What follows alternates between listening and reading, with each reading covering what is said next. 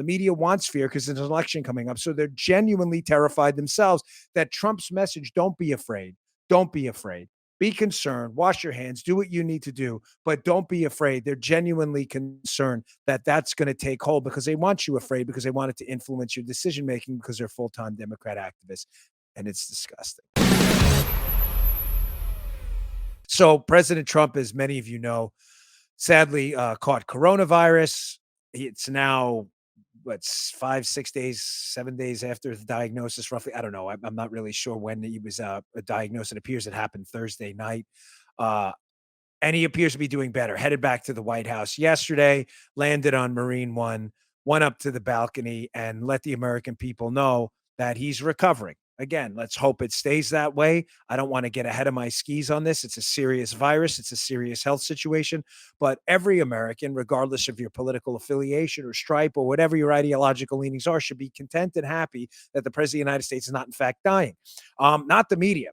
They seem furious that President Trump not only seems to be recovering, but made a triumphant return back to the White House yesterday. Meanwhile, if this was Obama doing it, he would be on Mount Rushmore tomorrow. They would have an emergency laser cutting operation into the hills, into the rock, to put Obama. Matter of fact, they would add Obama on top of the other presidents at Mount Rushmore, on top, just to make sure everybody knew that he was, in fact, the monarch. He's the golden calf. We should all go and genuflect. But because it's Trump, here's the reaction by the absolutely ridiculous mainstream media, totally melted down now that Trump appears to be getting better. Check this ridiculosity out.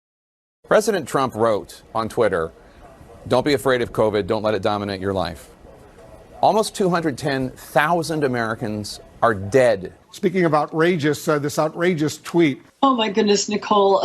When I saw that Trump, I literally was overwhelmed. And now we see this tweet, which is heartless. It is cruel. Jake, this is so disrespectful. I'm not even sure I can speak about this. It's incredibly disrespectful. What does that mean? Don't be afraid of it. First of all, it's a contagious disease that kills people. There's nowhere to even begin. It's gross. It's such a distressing moment. It's just so horrible, so destructive to say I feel better than I have in 20 years. That he's saying this is so disrespectful. The president says it's no big deal.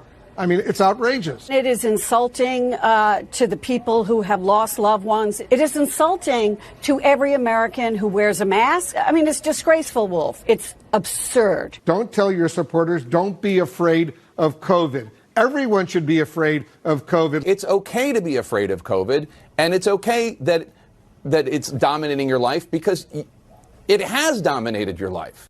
I don't. So I took a few notes on this to make sure I got some key points out to get past the frustration of having to deal with this juvenile kindergarten-like stupidity all the time. So Trump's recovering and the media is devastated.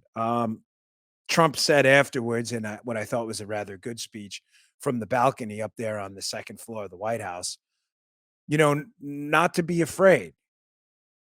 I don't understand where the controversy is in that message. Do they want you to be afraid? The answer, I think, obviously with the media is yes.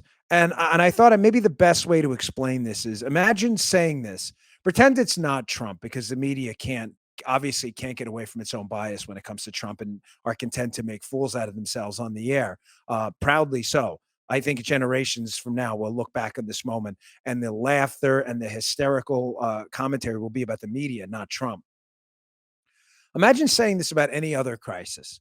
Imagine being in a war, God forbid, World War II, a really catastrophic human event like that.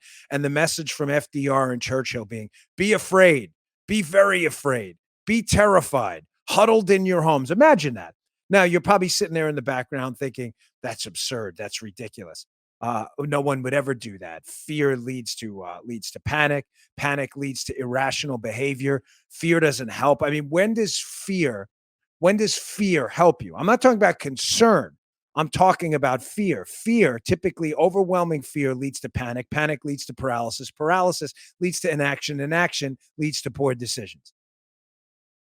That's why during war, during crises in the past, viral outbreaks, whatever they are, there's been an effort to tell the American people, don't be afraid, don't panic, be concerned, follow the science. But no, follow the science, follow common sense public health procedures. That's not what they want now. The media wants fear because there's an election coming up. So they're genuinely terrified themselves that Trump's message, don't be afraid, don't be afraid.